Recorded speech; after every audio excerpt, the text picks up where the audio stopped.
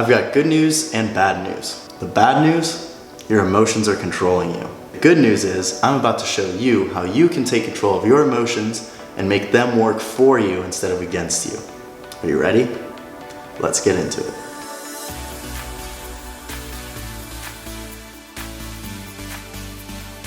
Oftentimes, our emotions drive our actions more than anything else, even more than our thoughts. So if we want to change our actions, we have to learn how to control our emotions.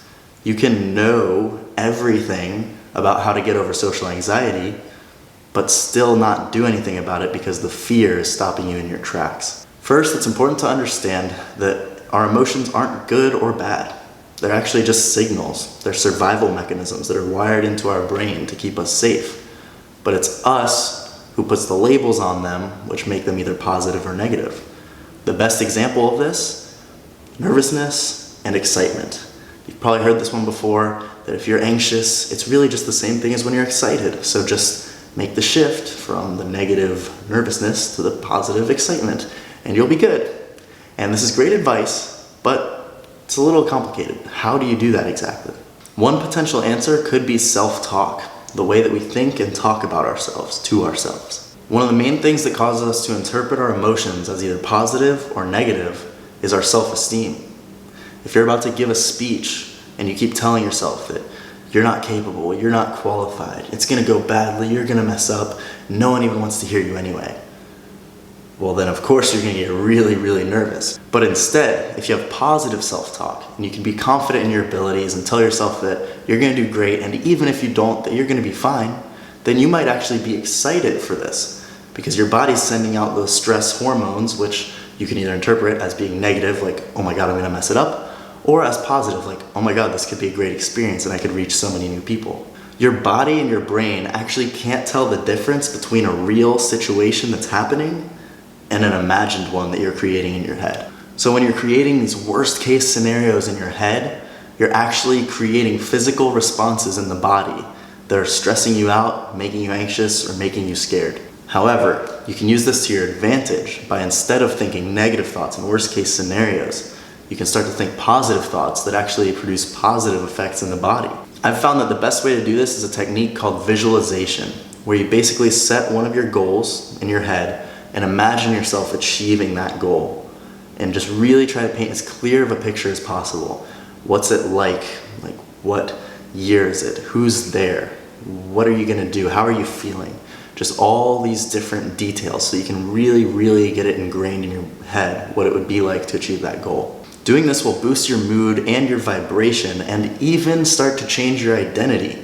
Because if you want something really badly, but it's not part of who you are right now, it's gonna be really hard to make that shift. But if you picture yourself every day reaching that goal, then it will be more easy to incorporate that as part of your identity. For example, if you wanna have great social skills, but you identify as someone who's shy and who has social anxiety, you're probably gonna stay stuck right where you are, maybe make some little improvements, but nothing drastic. But if instead you imagine yourself every day walking into a party and effortlessly mingling with people, or stepping up on stage to give an amazing speech, it will make it easier to head in that direction because you can actually see yourself doing those things. I'll make a whole video on visualization another time, but that's pretty much the gist of it. My last tip here is to take the advice of a man named John Assaraf, who wrote a book called Inner Size, which has a bunch of exercises, or as he calls them, inner sizes, that are little thought experiments or strategies that you can use to calm down the brain in stressful situations and just better learn how to handle your emotions in general.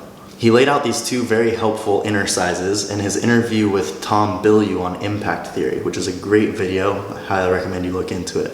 But right now, I'll just give you the rundown. The first inner size is called Take 6 to calm the circuits. That just means to take 6 deep breaths in through the nose, out through the mouth, because what happens when you get stressed or anxious or scared is that all the blood in your brain starts rushing to that part of your brain, the part that sends out the signals of, oh my God, I'm stressed, I'm anxious. So by taking these deep breaths, you actually start to send the blood and the energy away from that and back into the neocortex, which is the more developed brain, which is responsible for all the rational, logical thinking. So it basically gets you out of that scared flight or fight mode and puts you into a more relaxed state where you can then think about things logically. Then from there, once you've taken your 6 breaths, you move on to exercise number 2, which is called AIA or AYA. The first A is awareness. Basically just become aware of your sensations in that moment, your thoughts, your feelings, your behaviors. And then move on to I, which is intention. Just remind yourself of your intention. Why are you in this situation? Why are you doing this? And why should you move forward? And the last A is action. What's one small action step you can take in that direction? It's important that it be a small step, because if it's a big step, you're just gonna get scared all over again because the brain can't really handle that. But one small step, the brain can handle. You can do that fairly easily. And it'll probably give you the momentum. Once you've done it, it'll be motivating. It'll help you go on to make bigger and bigger steps in that direction. So to wrap up, our emotions control our actions. So it's very important that we understand how to control our emotions so that we can better control our actions. Understand that emotions aren't good or bad naturally. They're just signals, but we give them the meaning of being positive or negative. So try to keep it positive. A great way to do this is by practicing visualization, which is where you imagine yourself achieving one of your goals. Finally, take John Assaraf's advice by taking 6 deep breaths to calm the circuits next time you get stressed out, and then move on to AYA, awareness, intention, action. So become aware of everything going on, especially inside you in that moment. Move on to I, intention. Why am I doing this? And then lastly, action.